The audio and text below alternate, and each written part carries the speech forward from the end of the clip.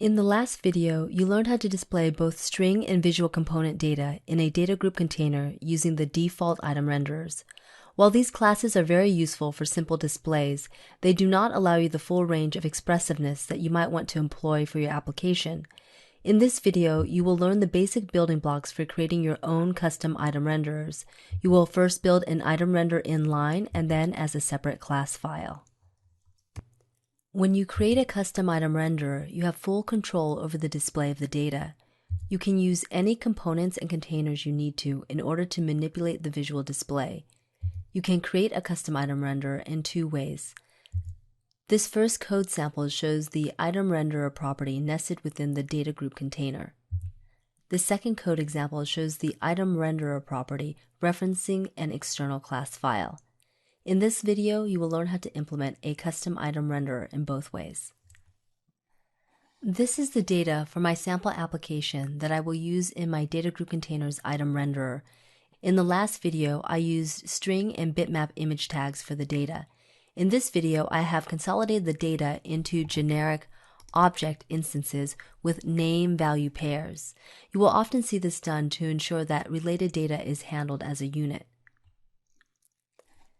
Below the layout property in the data group container, I'm adding an item renderer set. Within this code, I'm creating an instance of a component using the component class. This instance cannot be empty, and it is defining a new scope for the content it contains. Lastly, I will create an actual item renderer instance using the item renderer class. Take care to note that the outer item renderer is named with a lowercase I, which denotes that it is a property of the data group container. The inner item renderer block is an instance of the item renderer class, which is why it begins with an uppercase I. The item renderer instance can contain many tags, including these listed here. You will learn more about states in a later video of this day. For now, just know that states define different visual aspects of your renderer. For instance, in a data group container item, you might have a normal state that users see by default, and then a hovered state that users see when they mouse over the item. To create states, simply create a states property block in your item renderer tag block, and create one state instance for each state.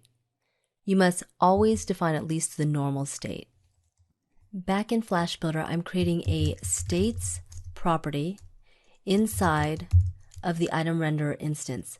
I'm creating one state named normal. This code shows a button instance inside of the item renderer instance. You can implement single components like this. If you want to use multiple components in your renderer, you must place them inside a container. Remember that the component tag block represents a news scope. That means that everything inside of it is blind to the content outside of it. To access data within the item renderer, you must do so through a property named data. In this code, you can see that a label control inside of the item renderer would reference the last name and first name values from the data provider object by referencing the data object. I want to display the employee's image below his or her name, so I'm adding a vgroup container below the states block to lay out this display. I'm creating a label control that binds the text property to the data.firstName value, and then a literal space, and then the data.lastName value.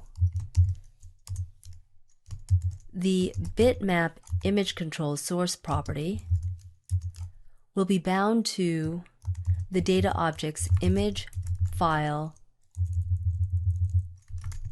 value, which references the images stored in the images directory of the project.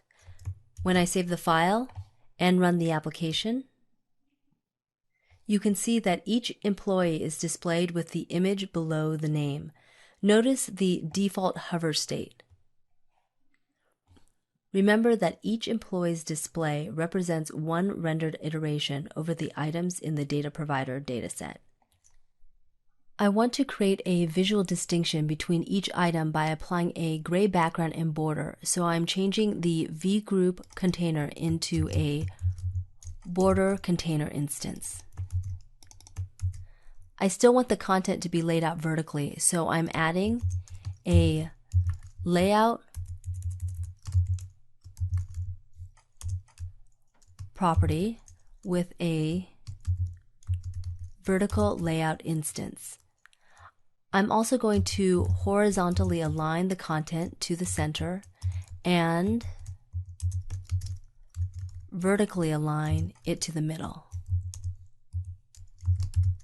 To add the border around each item, I'm adding a border weight property set to a value of 2 pixels and a background color set to a value of CCCCCC, which is gray. I'm also adding the height and width properties set to values of 100%.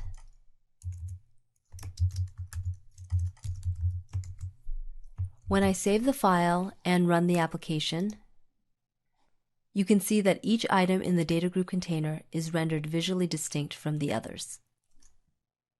You can imagine that writing complex item render displays inline to the data group container may get unwieldy. Therefore, you can also create the item render display in a separate class file and then simply reference it from the item renderer property. The class file will extend the item renderer class, and all the other rules you just learned about creating item renderers do apply. By convention for this training series, I'm storing my component files in a components directory. In the Package Explorer, I am right-clicking on the source folder for this project and selecting New Item Renderer. In the New Item Renderer dialog box, I'm typing Components for the package and Employee Item Renderer for the name. I'm clicking Finish.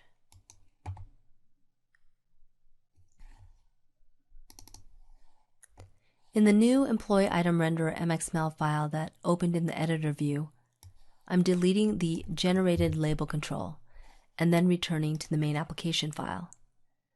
Within the data group container instance, remember that the component tag block creates a new component scope and is essentially like creating a new component class file.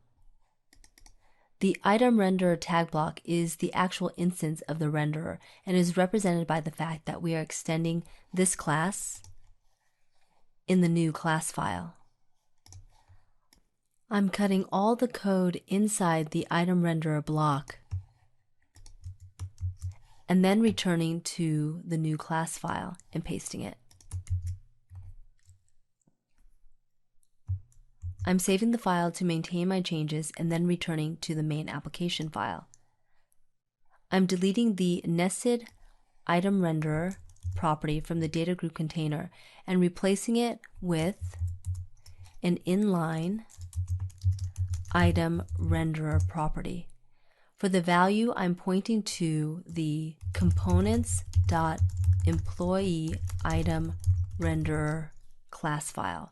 Remember that the class file is in the components directory. When I save the file and run the application, I see that I have an error. When I look at my code, I see that I have misspelled components, which I'm fixing, and saving the file again. When I run the file, you can see that the display is exactly the same. The only difference is structural. I have separated the item renderer code from the main application code for easier maintainability. For your next step, work through the exercise titled Displaying Dynamic Data in a Custom Item Renderer.